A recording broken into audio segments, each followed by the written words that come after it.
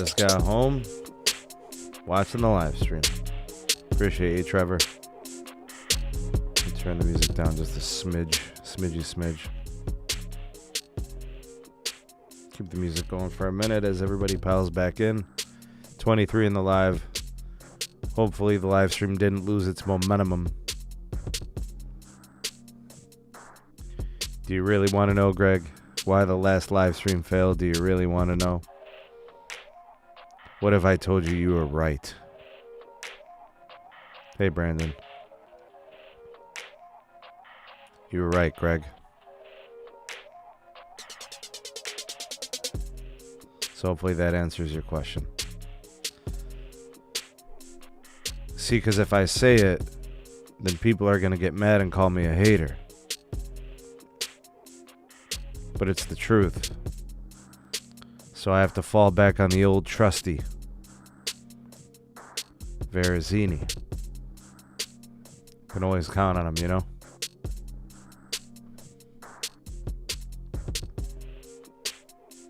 Yep. Haters gonna hate, potatoes gonna potate. Truest words I ever spoke.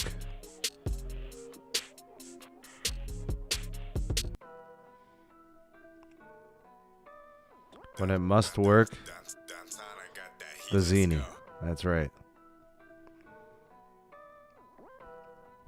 Anyways, we got 23 now. Do me a solid, y'all. Give this a like. Give it a share. That helps out a lot. There's other ways to help the channel as well. You can obviously make a donation. There's links in the description for that. You can become a Patreon member. Support that way. So there's different things you could do.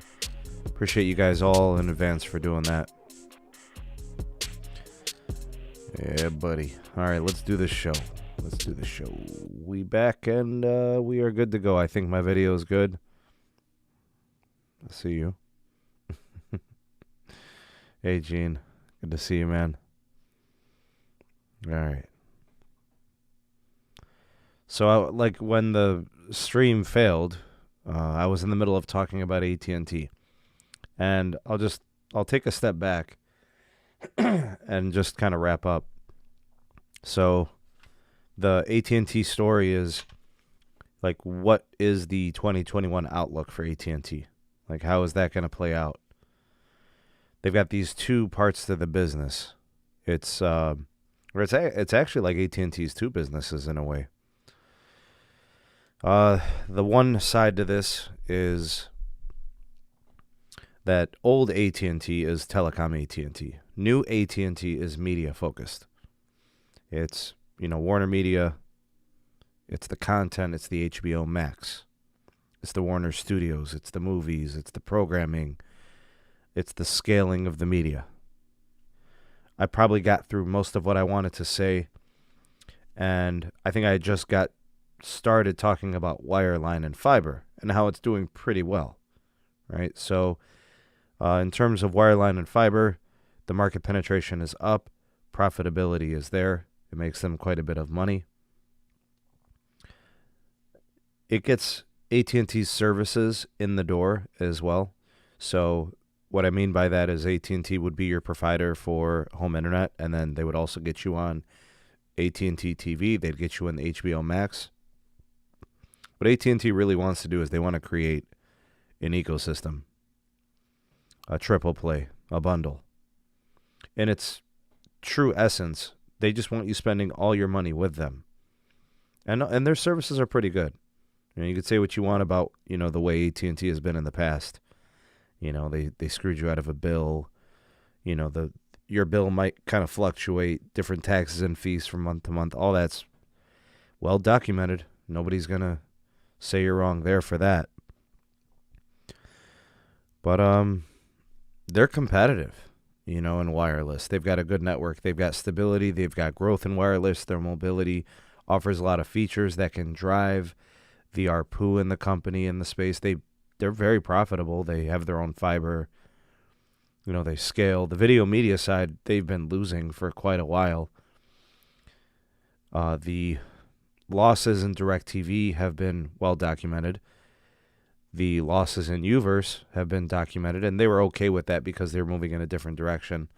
So that's kind of expected. But AT&T now losses have stabilized. Those have slowed down tremendously. So that's less of a concern. And actually, the media side is very profitable. So this is as focused as AT&T has ever been. If you are an investor and you're looking to invest in telecom, I almost feel as if the best time to buy AT&T would be sometime this year, when it almost kind of seems like it bottoms out. Which I think the best time to buy AT&T is when they have to start paying for C-band. Because after that, their wireless and mobility is secured. They will most definitely build out wireless. They're killing FirstNet. They're killing Band 14. They're doing one-touch upgrades. They're adding all types of carriers, new tower sites across the country. Hey, Dan, good to see you, man. Thanks for stopping by. They're able to compete in pretty much every aspect of their business. There's not a single aspect of AT&T's business where they don't compete anymore. And by that, I mean like their willingness to compete. Their pricing is it's good. It's not bad. It used to be bad. It's not that anymore. It's a little bit lower, but they're still making money, so they're happy to compete. Regardless of what Mike Sievert might say at his earnings reports, he could say all he wants about AT&T, but AT&T added like over 800,000 customers in wireless and postpaid, and none of those lines are free. No matter how many lines T-Mobile added last quarter, not all of them are paid. Most of them are free. AT&T doesn't give away free lines. Verizon doesn't give away free lines. That's the truth. I'm not trying to put down the T-Mobile quarter. I'm just saying that AT&T's more profitable. That's the truth. You look at the ARPU, that's the truth. What AT&T is now doing with Warner Media is they're going up against Apple TV, Amazon Prime, the video services, Netflix. They're going up against Hulu and Disney in the media space, and they seem to be competing. Their goal, their job is to deliver content, entertain people through media and viewing, TV. During pandemic times, this could make or break a company. Everybody's watching something, but it's almost like there's so much to watch, it just spreads everybody out pretty thin. May or may not be true, Dan. They seem to be pretty content doing the free line specials. I don't know. I mean, at some point, right? Yeah, I agree with you there. HBO Max is taking this approach in 2021 where they're going to go straight to the platform with all those Warner titles. The titles like, Wonder Woman 1984, that actually turned out decent considering the times. What Warner Media and AT&T was able to do was leverage their platform, the HBO Max, get that movie there, and if you look, it was pretty successful because Disney Plus even responded and decided to do the same thing. So Black Widow's going to go straight to Disney Plus.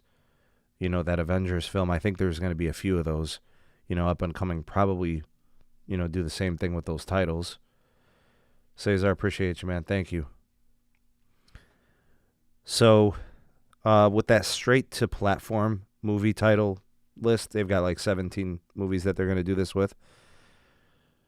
The HBO content, Warner content, Turner content, Wonder Woman 1984, similar movies. It actually drove a lot of subscriber growth. HBO Max is doing really good. They now have over 41 million subscribers. In quarter 4 of 2020, HBO Max added 3.5 million subscribers. For the year, they added 7 million subscribers. So half of the subscribers added to HBO Max last year happened in quarter 4. Wonder Woman 1984 made a difference. The titles that are going to be dropped here are going to be big. People are going to want to get the service, and they're also going to keep them. The Greek homie Lavendi's in the house. Good to have you, man. The exclusive movie title platform release model could continue to add growth for HBO Max. It could be a good way for them to leverage their content pretty much under the pandemic times. Like that's if that continues, I could see it being successful with them. Apparently customers don't leave HBO Max. Like they don't get it just for a movie. They got the service during the 1984 Wonder Woman film. They came for that and they stayed. They're still there. They still use the service. Nobody's been mass exiting. There's no max exodus of HBO Max. People are staying. They like it. So they're not leaving. The movies are being watched. The retention is there.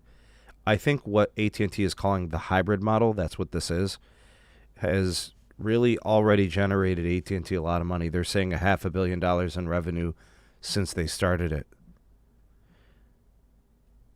The hybrid model is really only going to be executed under this particular situation with the pandemic. Once the pandemic recedes and we're kind of like back to normal life as we know it, goes back to the theatrical release schedule. So people going back into the movie theaters, the movies going back. They'll still go to HBO Max, but that's probably going to be after the fact, right? Hey, Philip, good to see you, man.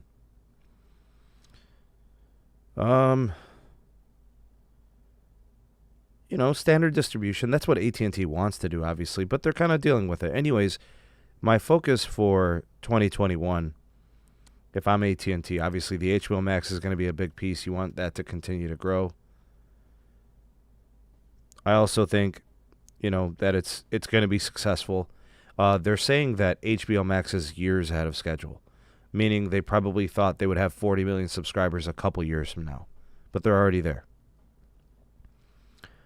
Use their profitability in HBO Max to pay off debt. A lot of their debt, like $100 billion of it, is from Time Warner. So use that to kind of start paying down. I think the goal should be within 5 years, reduce that debt by 50%.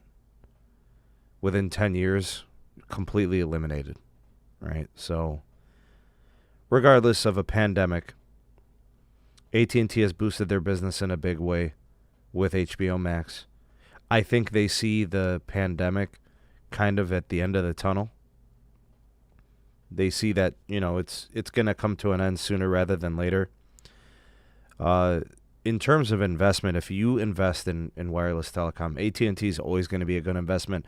I think the time to buy is going to be when AT&T hits its lowest, which could be this year, right after C-band gets announced, and I think AT&T is going to spend about $28 to $29 billion. So that's when it'll be its lowest. Buy then. Because the thing about the stock is it always pays dividends. So you're going to most likely have this low floor. You catch it at its lowest, where its ceiling is going to be the highest, and it's going to still pay its dividend. Now, wireless, AT&T is doing good things. The FirstNet, they're now the coverage king. I still think, that they need another year before they can truly say that, but they say they've got the most coverage. Heavy promotions drive the wireless growth, get people to upgrade to these 5G phones, the iPhone. They've got the best promotion in the game, still running it, new and existing customers. And then with C-band, I really do hope they went big. By big, I mean 25 plus billion. Just secure enough, to keep them competitive. See, and I've said this about Verizon, and I've said it about T-Mobile. None of the carriers, you can't win 5G. You can't really win LTE. Maybe you could say Verizon won LTE because of the coverage. And maybe you could say with the root metrics and the speed. But you never really have to win anything. What you have to do is compete. If you compete in everything, you're in the game. If I look at 2010 or 2011, and I look at T-Mobile, they were unable to compete as is.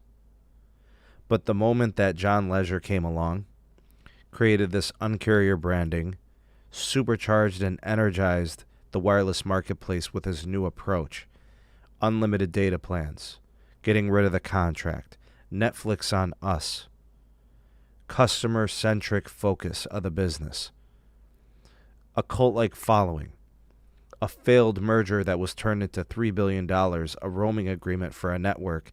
It actually gave them coverage. Honestly, you don't have to win anything. T-Mobile has taught us. You don't have to win anything. You need to compete. You can't be embarrassingly bad at anything. The thing that has always held AT&T down has been their unwillingness to compete, as good as their company assets are. They would have been much further ahead had they have competed, been willing to compete with Verizon and T-Mobile as the nature of competition. What made T-Mobile T-Mobile was their willingness to compete fiercely for customers, to take market share away from Verizon and AT&T and Sprint. What Sprint was unable to do was compete, and that's why they're not here today. I don't care what Maverick says. Maverick is a longtime supporter of the show. I appreciate Maverick. I appreciate everything that Sprint did in the past. Sprint could not compete. They competed regionally. You know, some places with good coverage, Vegas, wherever Maverick is, somewhere in Texas, I don't know. That's why Sprint is no more. They were never able to compete. The reason T-Mobile is in the position they're in now is because of their willingness to compete. All AT&T has to do in C-band is compete. All Verizon has to do with C-band is compete. All T-Mobile has to do in coverage is compete. You just can't get your lunch taken from you by any other carrier in any one metric. You don't have to be the fastest, but you don't want to be the slowest. You don't have to have the largest network, but you got to be close. You don't have to have the cheapest plans, but you got to be competitive. You don't have to have the best customer care, but it's got to be good enough to compete so that they don't say they're the worst for customer care. You get what I'm saying? You don't want to be the worst at anything.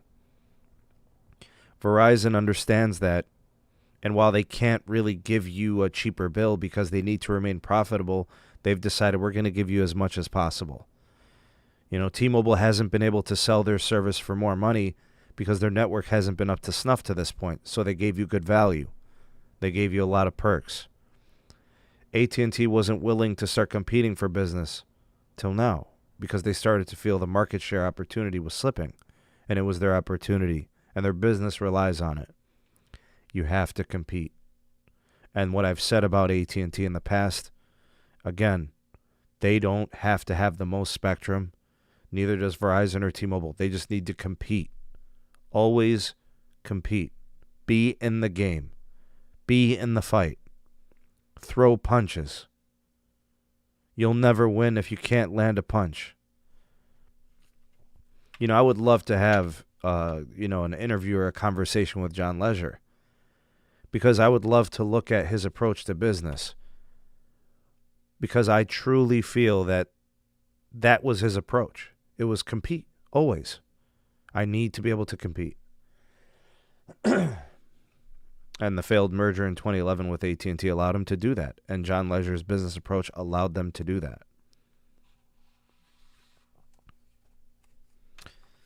Speaking of which,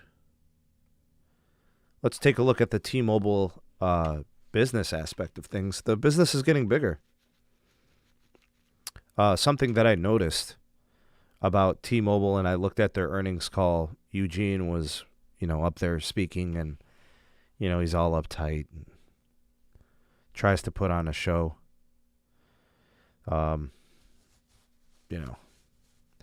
You got to sift through all the stuff that CEOs tell you. Some of it's true and some of it's false. T-Mobile is well known for their liar sandwiches, where they tell you some truth and tell you some lies, or it's really exaggerations. It's, you don't really want to call people liars, but whatever. The T-Mobile and Shentel deal is official. That's wrapped up. We've got assets being converted over to the new T-Mobile. The assets are valued at $2.1 billion. The agreement between T-Mobile and Shentel is at a 90% rate of that. So that would value it at $1.95 billion. The money, $1.95 billion, will be used to pay out special dividends to Shentel shareholders. T-Mobile now has solid coverage in 6 states, or parts of 6 states, pretty much instantly in these areas with Shentel coverage. T-Mobile obviously gets the customers, they get the retail space, they get the tower sites. They get those assets. The only thing that I was kind of bummed out to hear is that the deal with Shentel does not include almost 40 megahertz of spectrum that Shentel has. This 40 megahertz holdings includes 3.5 gigahertz CBRS, and then it's got some 2.5 gigahertz in there as well. So they've got BRS and EBS, Educational Broadcast Services, spectrum. So Shentel was essentially transmitting Sprint bands. They were transmitting band 26. They were transmitting band 25 and band 41. So they were basically doing that for Sprint as an affiliate. There appears to be a residual of $700 million in debt over at Shentel. So that doesn't affect T-Mobile whatsoever. That's good. The $1.95 billion, right, they'll take that $700 million, pay off that debt, and then they've got, that money. They can pay out dividends. And I think what they're also going to do is they're going to continue to build out Shentel core business operations in cable and fixed wireless. They've got some customers for that. The wireless assets that T-Mobile will acquire, coverage in West Virginia, or parts of West Virginia, Maryland, Pennsylvania, Ohio, and Kentucky. Let's throw in the second of the 2 affiliates that are closing here for T-Mobile in the Sprint deal. We've got Swiftel Brookings Utilities deal. That'll close in the first half of this year. I believe that's the last of the chips to fall. So, I've just tried to emphasize that T-Mobile is now a very large company. They consumed Sprint. They've consumed their affiliates. And that's pretty much it. Once, these things finalize, Sprint's pretty much done. The only thing I'm a little concerned about is I'm not seeing what exactly is happening with, not just like why are they still counting the Sprint customers separately? If you listen to what, Mike Sievert was talking about yesterday, he spoke about T-Mobile Magenta customers having this incredibly low churn, and basically he's saying, well, our churn sucked at 1.03 because Sprint customers are churning. They're your customers. You bought them. At some point, they're going to have to start just doing all their numbers together. Nobody's going to just, that's not going to fly. That's one of the things that's kind of misguided, and that's one of the things we'll talk about the numbers here in a moment. But that at some point, that's got an end. That has to end. But that's what somebody who's insecure or they're trying to convince investors otherwise.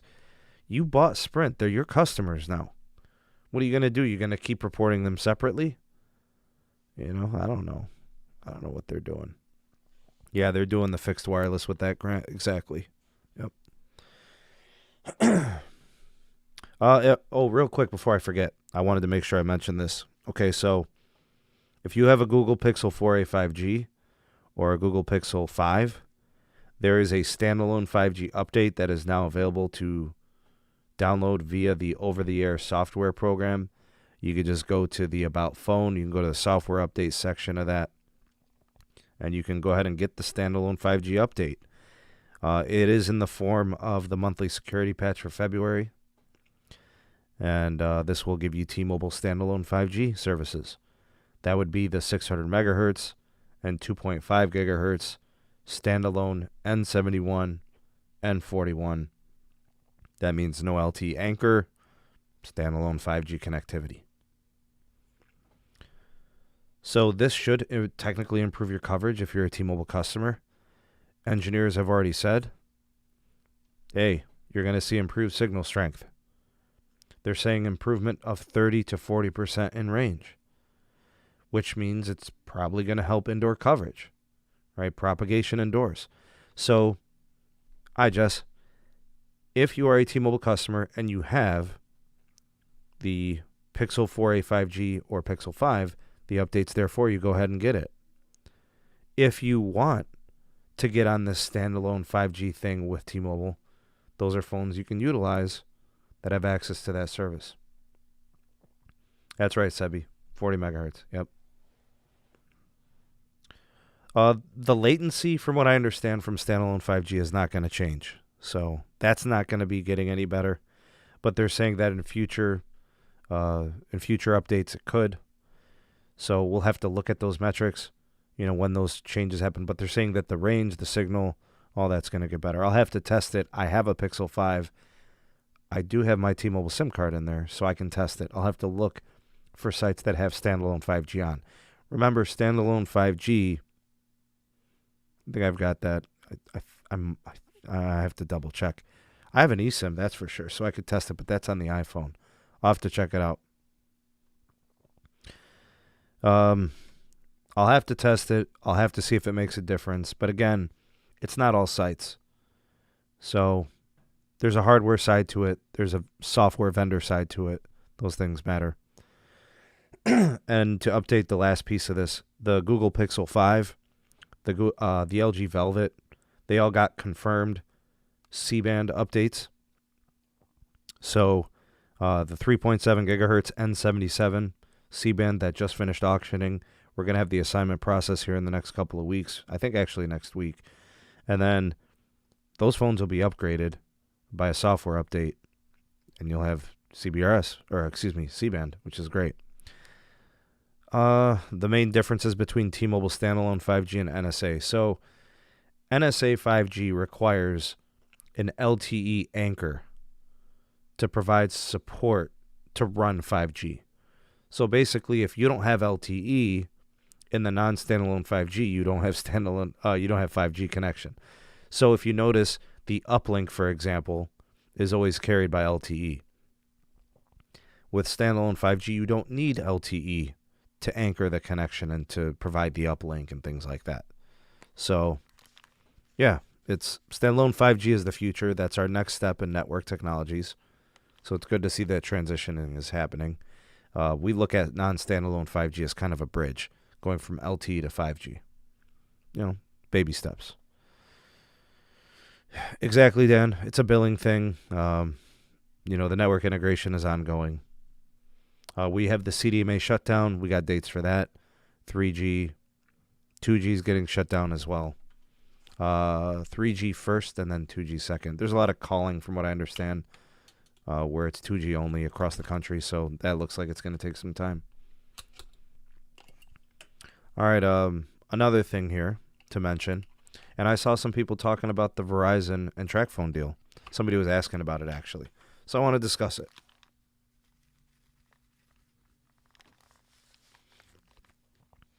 We got news from Verizon and Tracfone deal. This dates back a few months. 16 states, including the District of Columbia and their state attorneys general, are pushing the FCC to heavily scrutinize the acquisition. Basically, what Verizon is going to do. Hey, Adam. Verizon is going to basically purchase American Mobile as a telecom MVNO, owned and operated by Carlos Slim, the American Mobile Mexican Telecom. The concern is, and this is what the states and the attorneys general are saying, they're saying that this could impair U.S. citizen ability to afford wireless service. So when people, buy their cellular service from an MVNO or a prepaid carrier, they're looking to save money, right? That's a cost savings approach. So basically, Tracfone, American Mobile, They take the T-Mobile network, the AT&T network, the Verizon network. They take those services and they resell them at a discounted price. They sell them at discounted rates. It's a lot lower than postpaid.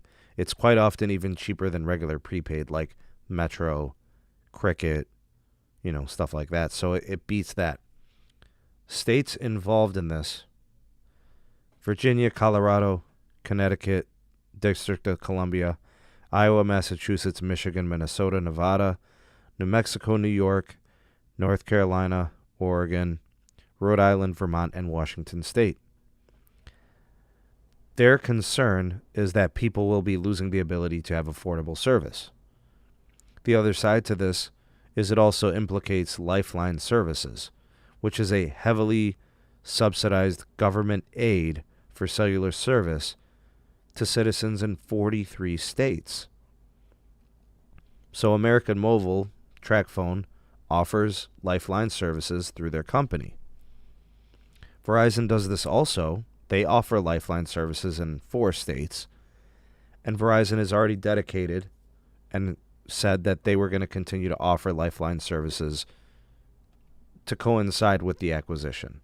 So those 43 states where the subsidies are there for Lifeline from Tracfone, Verizon will honor those and continue that. A spokesperson from Verizon said, quote, "We will develop the core brands." That pretty much means that they're probably going to consolidate brands, ones that they don't consider core. So if there's 10 or 12 brands, they'll probably turn that into 5 or 6, maybe 7 or 8. Try to reduce some of that redundancy that they don't need, right? Make it a little bit leaner. Keep in mind that consolidation does help them streamline the business, makes them a little bit more efficient. Tracfone's got 21 million customers. Tracfone has 90,000 stores that they're in distribution channels. 13 of those 21 million customers are already on Verizon Wireless service. I believe that there's about 8 million customers on Tracfone that choose either AT&T and T-Mobile. I think it breaks down 4.5 million on AT&T, 3.5 million on T-Mobile. Those customers would all probably have to get new SIM cards. They'd be shifted over to Verizon as a service provider, in terms of network. It's an interesting situation. My channel's obviously not very political. I'm not a very political person. I'm not politically charged. I don't really do politics. I don't really have political opinions. I do care about consumers. I do care about people. So with respect to this deal, I'm not going to sit here and be naive and tell you that the politics don't matter. We have an administration change. We've shifted from the Trump administration to the Biden administration, shifting from a Republican to a Democratic office. That's not unnoticed here. Typically, the Democratic Party is not merger friendly. It's not acquisition friendly. So I've always felt that the time for mergers and acquisitions was the last 4 years. Now those propositions become more challenging and difficult. There's going to be more scrutiny. There's going to be more blocks. If I think back to the Obama administration, they blocked every merger. Sprint tried to merge twice with companies. AT&T tried to merge twice with companies, 3 times. That those things are real. You know what I mean? That's the way those politics work. But I think the reason why a lot of people have concerns about the acquisition of Tracfone, and you think about the acquisition, CMB doesn't understand. This is not a political channel. You're missing the point. This is why people can't have nice things. It's political in that it matters in terms of policy, but it's not political as in we're not going to sit here and argue about things that are pointless. We're not going to bang our head into a wall. The truth is that the legitimate concern is that if Verizon was to do something that was just consolidating the marketplace, then it's potentially could drive pricing up for those people that were on subsidies. But what I think should happen, And regulators can do this, right? Like the FCC can be part of this, right? They can ensure that Verizon continues to support the Lifeline program. They could ensure that Verizon continues to be upheld to the requirements that regulators want to see MVNOs supported. You know what I mean? So regulators don't have to block anything. They just have to ensure that the right protections are there. I said during the T-Mobile and Sprint merger, the merger can be good for everyone. It could be good for Sprint, T-Mobile, and customers. And so far it has.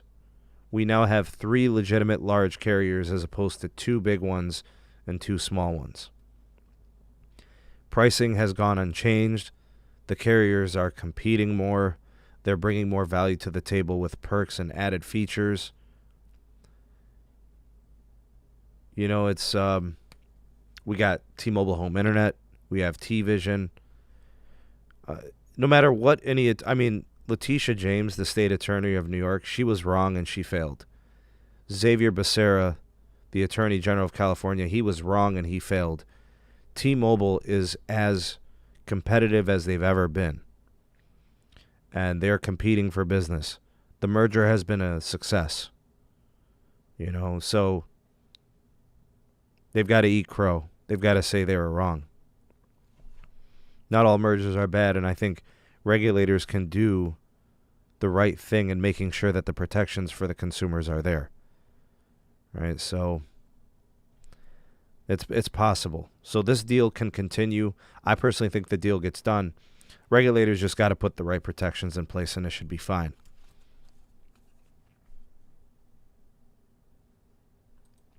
Yeah, buddy.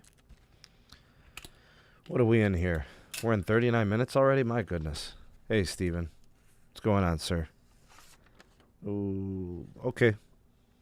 All right, let's talk a little bit about the T-Mobile quarterly earnings and the year that they had in 2020. All right, just as a heads up, T-Mobile is already planning a big event in March. So there's a lot of details that we'd like to know about the future, the guidance, the CapEx. We'll know more in the spring here in March. I don't know if it's at the end of March, middle of March. I don't know. I forget about the date. Maybe they didn't even mention it. The quote from Mike Sievert, a.k.a. Eugene. Mr. Sweaty Armpits, best year ever. So that is a quote from Eugene. T-Mobile quarter 4 2020, best year ever, best quarter ever. Their customer count now up to 102 million. Like I said, T-Mobile's a big company. You know, one of the things that I've said is that I'm not sure how long T-Mobile and Mike Sievert, I don't know how long they're going to try to keep doing this underdog thing. You're not an underdog anymore.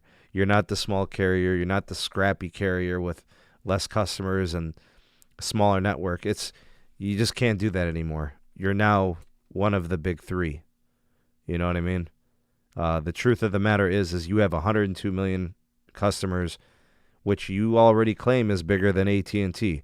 How do you say you're bigger than AT&T and then say that, you know, we're the little guy, we're the underdog? You can't have it both ways. You're either David or you're Goliath. Pick one and go with that for your marketing, right? They've got 21 million prepaid customers. They've got 102 million total. For the year of 2020, they added 5.5 million postpaid subscribers. They say that does not count the merger. If you count the merger, that's an additional 30 million from Sprint. Quarter 4 prepaid, they added 84,000. For the year, they added 145,000 in prepaid. The churn rate for prepaid was 2.92. The 2019 churn rate for prepaid was 3.1. So, the churn on prepaid improved. All right. Sebby says, I am David and Goliath, then Sneed. Yeah. Postpaid, they added 1.4 thousand subscribers in the quarter. The churn was 1.03. So postpaid churn is up. They continue to blame Sprint for that. I don't know how long they're going to continue to report separately. They're your customers, dude. Sorry, Mr. Eugene. Sprint customers are your own, too. If you didn't want them, let them go. But you do. You want them because they pay, Sprint customers pay their bill, too. So you want them to pay their bill, but you don't want to count their churn against your numbers. Oh, Mikey, Mr. Armpits. 2020 post-churn rate, postpaid, 0.90. The prepaid, 3.03. Prepaid churn is down, as I stated, year over year. Postpaid upgrade percentage is up slightly. I think 5.7% year over year. So Q4 2019 versus Q4 2020. 2019 versus 2020, as annual numbers go, it looks like the upgrade rate is down. The ARPU in 2019 was $46.04. The ARPU for 2020, $47.74. So they're more profitable. They're generating more money on the account basis. Postpaid revenue doubled. That makes sense. They added an entire carrier to their list. Their postpaid service growth is up 2%. That's good. Sprint postpaid customers, there's still 26 million customers that are operating separately on the networks. Only migrated about 4 to 5 million customers. Man. Okay, look. I'm a little concerned that they haven't been able to move more customers. I'm assuming that they're trying to add capacity on the native T-Mobile side before they do a mass shutdown of Sprint gear and starting to reallocate all the gear and site integration and stuff like that. I think we can expect one more outage, if not maybe two of them. They're going to have to really start moving people along from the Sprint side over to the T-Mobile side. So, anyways, Mike Sievert cited the ability of T-Mobile to outgrow their competitors, to outgrow AT&T, to outgrow Verizon. They definitely are outgrowing Verizon, that's for sure. I think Verizon has like 10 million more subscribers, but Verizon's growing slowly. They're a very mature company. I think AT&T's growth is more substantial because AT&T basically added the same number of postpaid subs, but AT&T doesn't give out free lines. T-Mobile is well known for giving out free lines. Sometimes people add multiple free lines in a given quarter. So I don't necessarily look at T-Mobile's additions as really that big of a deal. And then when you think about it, like now with Sprint gone, like where are they going to get customers? Now instead of 3 places, they can only get it from 2 places. And they're already starting to dig into Metro, trying to convert people from prepaid.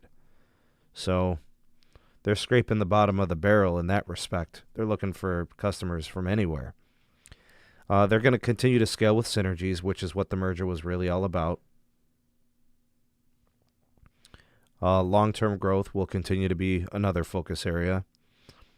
Eugene admitted that the perception in wireless matters, and he said that they used to only compete in price in the past, and they used to be an urban area-focused company. There's a problem with that statement. They really are still mostly an urban company. There's no indications based on CapEx and based on the network build-out plan that they're really going to be improving coverage all that much.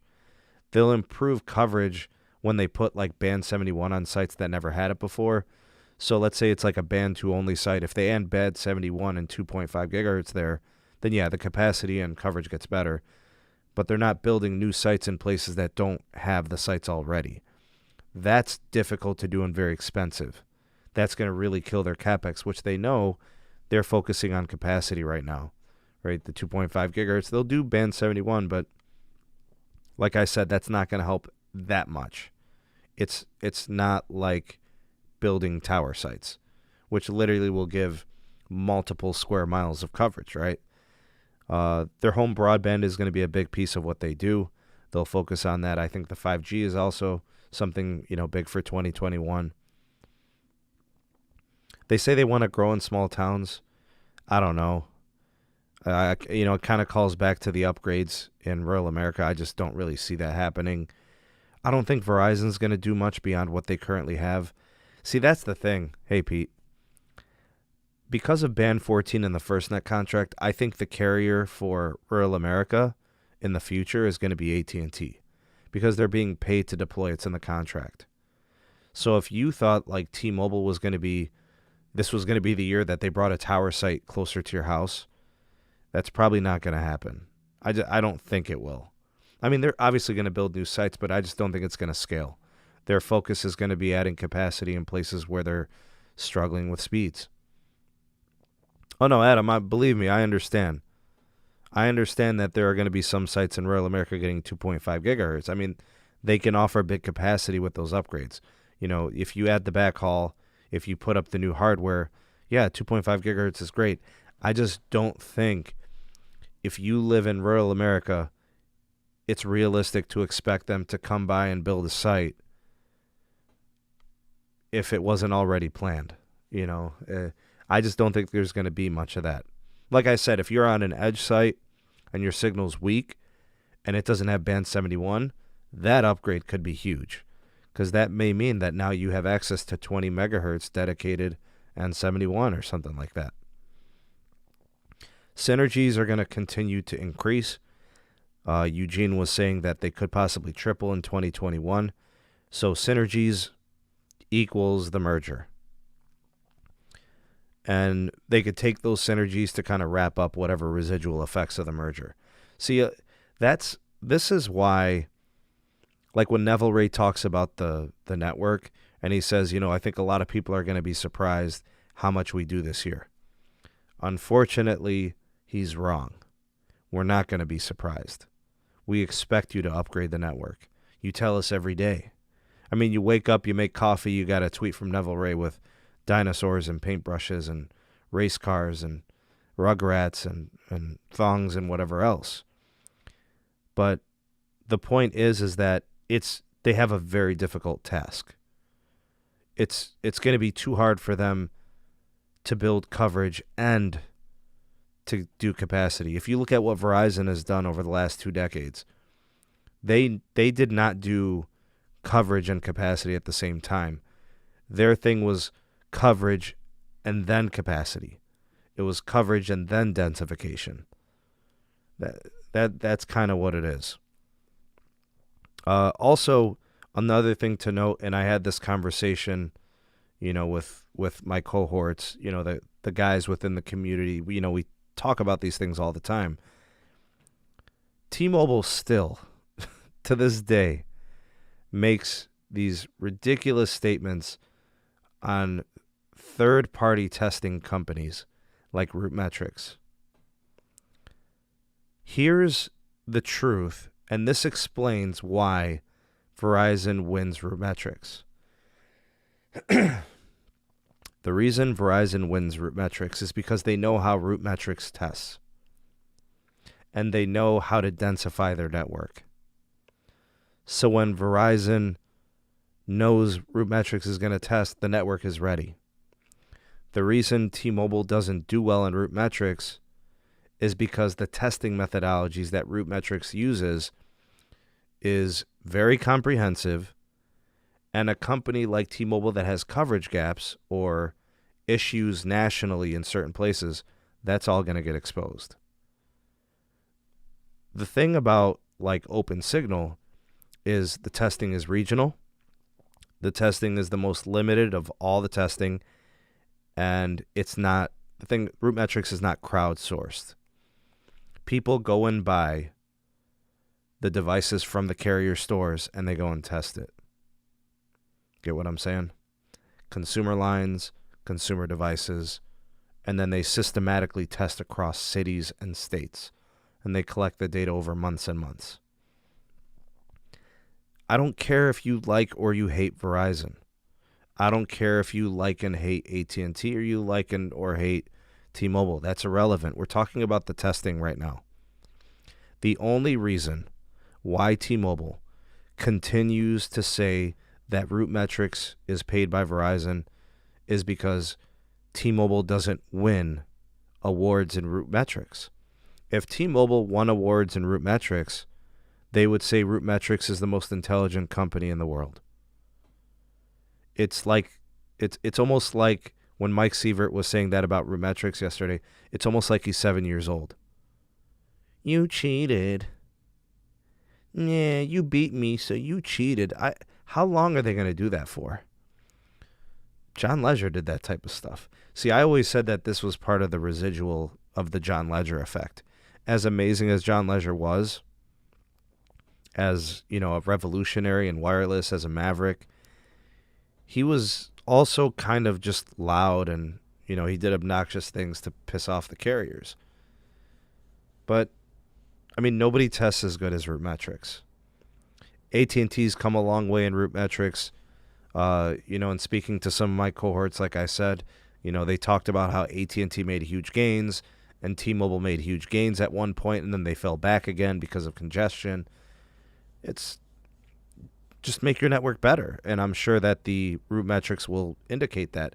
And I've said it time and time again. You don't have to have the fastest network.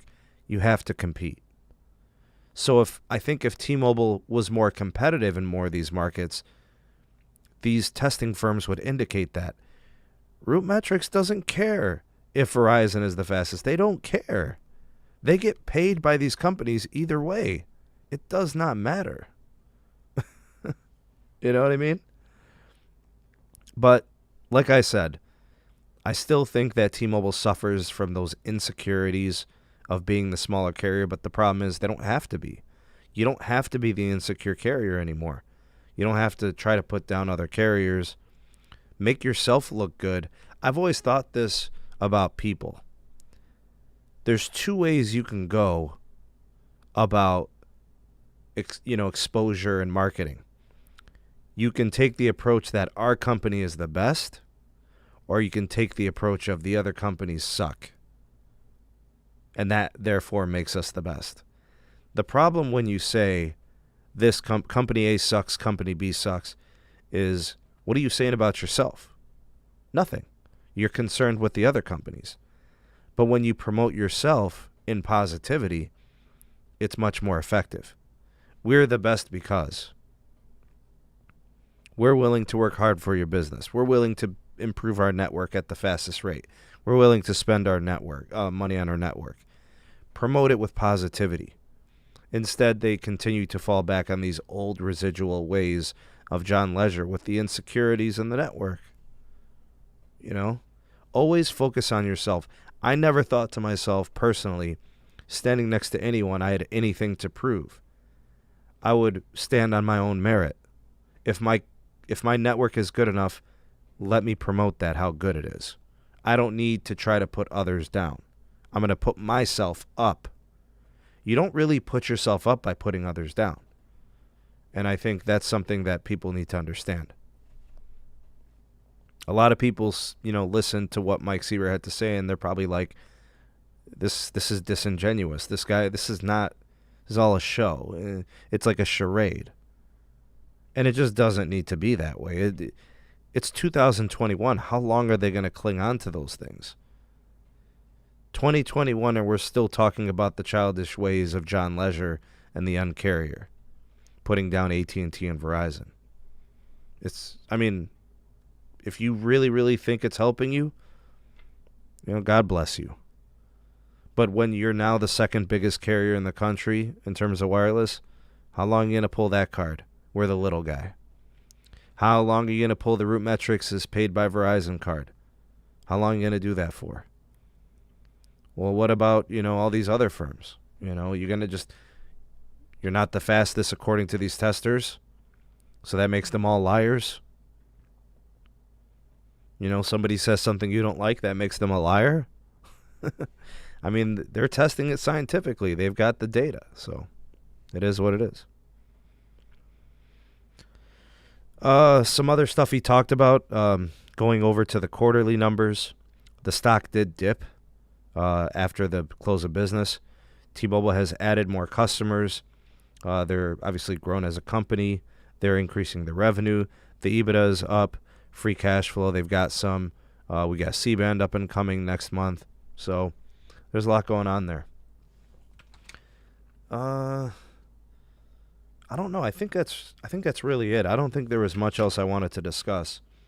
For the most part, I just wanted to kind of speak to, what AT&T was going to be looking like for 2021, the Tracfone deal with Verizon, the T-Mobile and Chantel deal, T-Mobile continuing to grow as a company, solidifying those assets, making their company better, enhancing it, the quarterly numbers, the things that Mike Sievert said, all that's in there. The CDMA GSM shutdown is in progress. Hey, what is up, my brother? A-Rock. Alpha Rakama, my dude.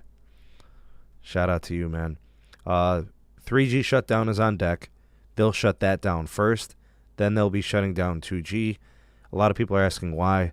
Why is T-Mobile shutting down 2G after 3G? I think it's because a lot of calling is still happening on 2G. So don't quote me on that. I think that's what it is. Also keep in mind the CDMA stuff from Sprint, the GSM stuff with T-Mobile, all of that 2G, 3G, they'll take those spectrum holdings, they'll put them into LTE and 5G, widen those channels, enhance the network experience for all those with appropriate hardware. As of right now, you can't activate any non-voice over LTE phones. So if you've got any of those devices, the sunset on those phones are happening very soon. Oh, okay. All right, Zero Cool, got you. The international roaming calling machine-to-machine devices. Got it. Hey, big shout-out to Gene. Thank you for that super chat, my friend. Appreciate you, buddy. Tony Phony Baloney says, RootMetrics ranks Verizon as number 1 in all categories far too often compared to OpenSignal and Ookla over the years for it not to look biased and fishy. Yeah, but if you looked at the methodology and you understand how they do the testing, and then you throw in the fact that Verizon builds its network to succeed in that testing, I'll give you an example. At the end of the semester, my students take a test for the state of Ohio in the biology content area. I teach to that test so they do well. Is that wrong? Is it wrong for me to teach my students to a test when those students want to score advanced and accelerated? They tell me I want to get an advanced or an accelerated score. Why shouldn't I teach to the test? You want me to just sit there and teach anything willy-nilly? Or should I teach to the test that they need to pass and take and master? That's essentially what Verizon does with the RootMetrics testing. They build their network to that test, and that's why they score so well. Also throw in that Verizon knows how to do density, and T-Mobile is learning how to do density. And that's why I think that the RootMetrics numbers always seem to tailor to the success of Verizon. That's just how they build their network, right?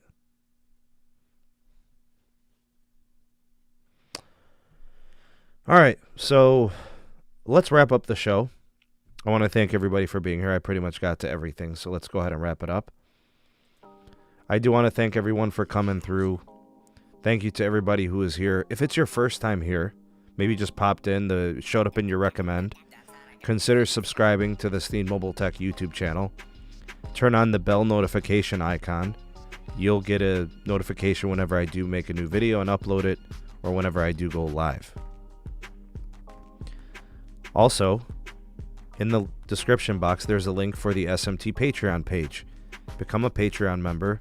We have different tiers you can donate and get exclusive access to videos, live streams, podcasts, testing, all types of goodies, early access, a bunch of stuff. Check us out there. Appreciate the support and appreciate the considerations. Let's go ahead and thank some people specifically. Big shout out to my mods, #ModSquad. Big shout out to those watching this in the live, #2LiveCrew. #ReplayCrew for those watching this on DVR. And #RaviooliGang for those watching while eating dinner or snacking or whatevs. Appreciate you all very much. Thanks for being a part of the community, and we're glad to have you. And that wraps up the show. Again, thanks for watching. I appreciate your viewership. Everybody that's a part of the community, thank you for all that you do. The donations, I appreciate everybody that did that. Everybody who liked the video and shared it to the socials, thanks very much. Anyways, I hope you guys have a great rest of the night. Have a great weekend. We've got some testing up and coming. Look forward to that. I wish you wealth. I wish you health. And I hope to see you soon on the next podcast and the next video. Peace.